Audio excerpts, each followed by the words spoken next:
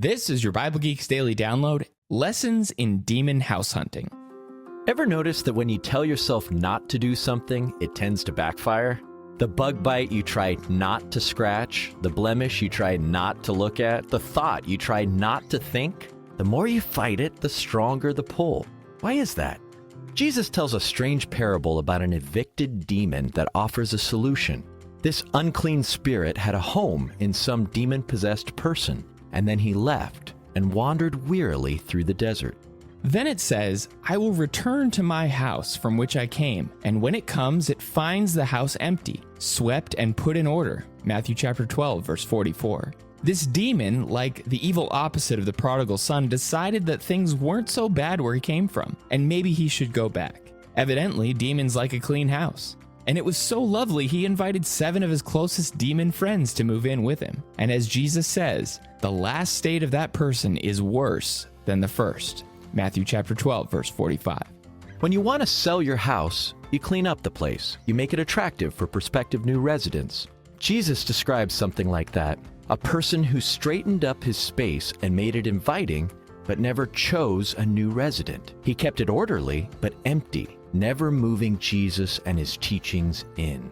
There is a big difference between removing and replacing. Don't just cut out the bad, replace the bad. When you go on a diet, if you repeat to yourself, I am not going to eat candy, with no plan for what you will eat, you set yourself up for failure. In the same way, aiming to surgically remove evil is not enough. We need to overcome evil with good, Romans chapter 12, verses 9 and 21. Paul specifies a replacement habit for the ones that he wants the Ephesians to give up.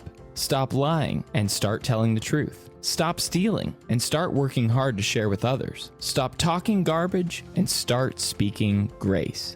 Ephesians chapter 4, verse 25 through 32.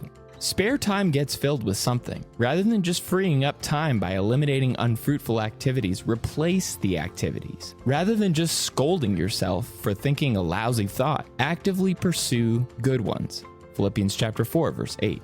And David goes beyond cleansing to creating. In Psalm 51, after David's sin with Bathsheba, he made 2 requests of God. First, he asked God to cleanse, washing away his sins, verses 1 through 9. When I've sinned, at times, I've stopped with this request for forgiveness.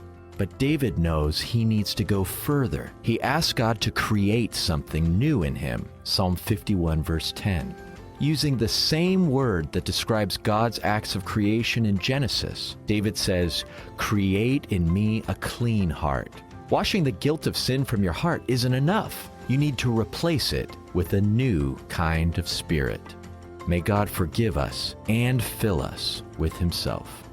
Thanks for tuning in, and may the Lord bless you and keep you today. Shalom.